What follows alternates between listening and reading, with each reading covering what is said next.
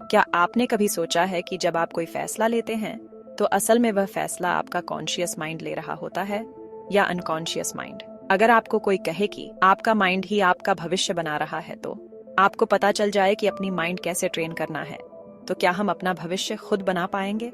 नमस्कार दोस्तों, आज हम बात करेंगे कॉन्शियस यानी सचेत और अनकॉन्शियस यानी अवचेतन माइंड के बारे में। हमारा दिमाग कैसे हमें कंट्रोल करता है और ये भी जानेंगे कि इसे कैसे कंट्रोल कर सकते हैं और कैसे खुद का भविष्य खुद बना सकते हैं। आइए जानते हैं। इसके लिए हमें जानना पड़ेगा कि हमारा माइंड क्या है।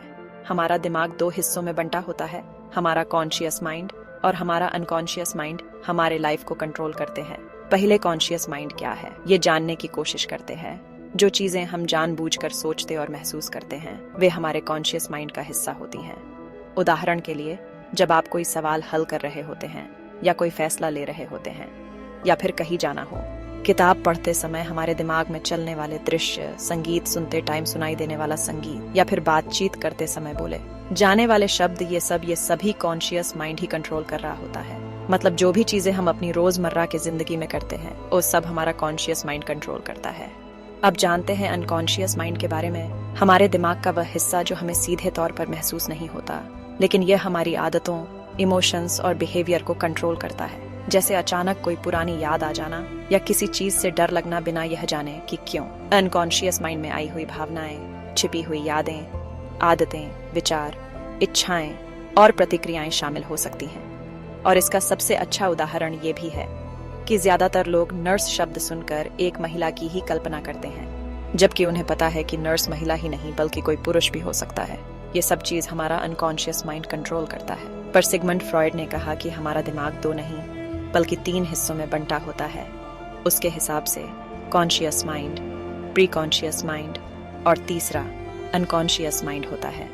उन्होंने समझाया कि प्री कॉन्शियस माइंड हमारी यादें और जानकारियां जो जरूरत पड़ने पर बाहर आ सकती हैं, ये सब स्टोर होती है। तो अब माइंड के 3 हिस्से अपना अपना काम करते हैं और हमारा माइंड सोच पाता है और हम अपनी जिंदगी को सही तरीके से चला पाते हैं। तो जब भी हम कोई भी कार्य करते हैं तो अपने दिमाग का कोई ना कोई हिस्सा हमें कंट्रोल कर रहा होता है। देखा जाए तो हमारा दिमाग ही हमारे बिहेवियर पर असर करता है। जैसे कई बार हम कोई चीज इसलिए पसंद करते हैं क्योंकि हमारा अनकॉन्शियस माइंड उसे जोड़ कर देखता है। उदाहरण के लिए, जैसे अगर आपके बचपन में कोई खास गाना बजता था और अब आप उसे सुनते हैं तो आपको खुशी महसूस हो सकती है।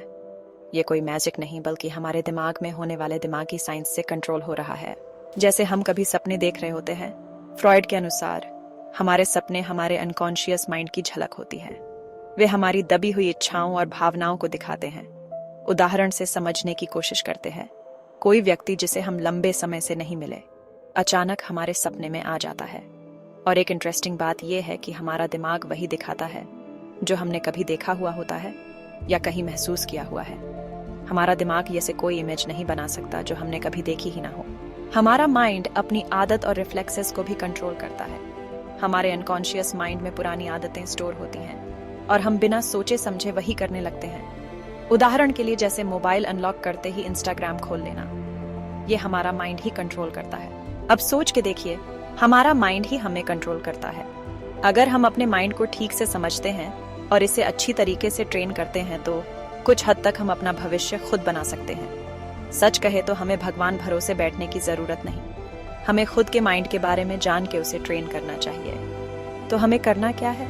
सबसे पहले पॉजिटिव थिंकिंग अपनाएं। जो बातें हम बार बार सोचते हैं वे हमारे अनकॉन्शियस माइंड में गहराई से बैठ जाती हैं और वही चीज हमारा भविष्य बनती जाती है। दूसरा, माइंडफुलनेस और मेडिटेशन करना चाहिए।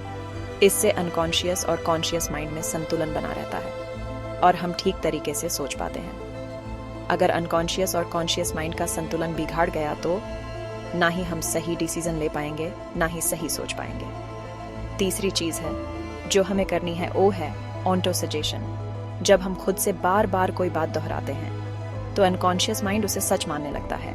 मतलब जो भी हम सोचते हैं वही भविष्य में सच होता है।